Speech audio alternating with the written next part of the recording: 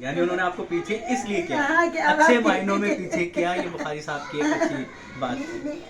بہرحال وہ لیکن قومی ترانے کے دوران بخاری صاحب نہیں تھے، بلکہ وہ شمس الدین بٹ صاحب اس زمانے میں تھے. ہاں بڑا نام موسیقی کے ریڈیو حوالے پہ سے بہت ہی قابل بہت قابل اور مخلص انسان تھے وہ.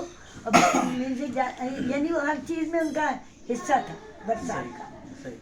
تو وہ بٹ صاحب ہمارے ساتھ گئے تھے، اچھا ماشاء انہی کی قیادت میں ہم گئے تھے یہ ہماری سب صحیح. لوگ ریڈیو پاکستان. تو یہ کتنا عرصہ لگا اس کی ریکارڈنگ میں، کیونکہ ریہرسلز بھی بہت ہوتی کیونکہ تھی. ریہرسل تو ہو چکی تھی، بس صبح ہم لوگ گئے تھے 10-11 بجے اور 5-6 بجے واپس آ گئے. اتنا زیادہ ہو کیونکہ ریہرسل تھی نا، باقی سب چیز تو تیار تھی. صحیح. بس پھر کی ایم آئی والوں سے رابطہ تو تھا. اس کی کوئی تقریب ہوئی تھی باقاعدہ؟ یہ تقریب تو نہیں، تقریب ایسے ہی تھی کہ ہم لوگوں نے سب نے گانے وانے گائے. اچھا رشدی بھائی نے گایا، سب نے گانے گائے. کوکب تنویر تھی، کوکب جہاں تنویر جہاں جب امریکہ میں ہے وہ دونوں. اچھا اچھا اچھا اچھا. حیات ہیں ہاں ماشاء اللہ. ماشاء اللہ ماشاء اللہ.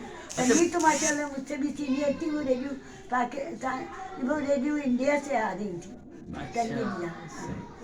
تو یعنی یہ دو نام اور ہیں، تنویر جہاں اور کوکب جہاں. جو یہ صحیح.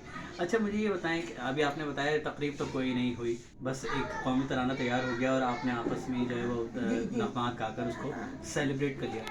حکومت پاکستان کی طرف سے جب یہ قومی ترانہ تیار ہو گیا تو کوئی آپ کو اعزازی سند یا کوئی میرے ستائش؟ سامنے اتنے زیادہ ہیں ماشاء اللہ سے اعزاز پانے والے کہ میں بیچاری کس گنتی میں آتی ہوں. بیچاری تو نہ کہیں آپ، یہ ہمارا اثاثہ ہیں. اور میں حکومت پاکستان سے بلکہ جتنے بھی حکومتی عہدے داران ہیں ان سے اپیل تو نہیں کروں گا، یہ ان کو فریضہ ہونا چاہیے کہ ایک ایسی شخصیت جس نے پاکستان کا قومی ترانہ پہلی بار جب گایا گیا تو ان صفحہ ہستیوں میں شامل تھیں وہ، تو ان کو چاہیے کہ ان کو اپریشیٹ کیا جائے، ان کو ایکنالج کیا جائے. میں اس وقت بہت زیادہ شکر گزار ہوں سلا کا، آفتاب فاروقی صاحب کا، جن کی وجہ سے میں یہاں پر موجود ہوں اور ایسی شخصیت سے مل رہا ہوں.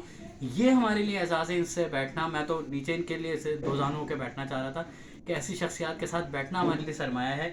تو آپ اپنے آپ کو بیچاری نہ کہیں.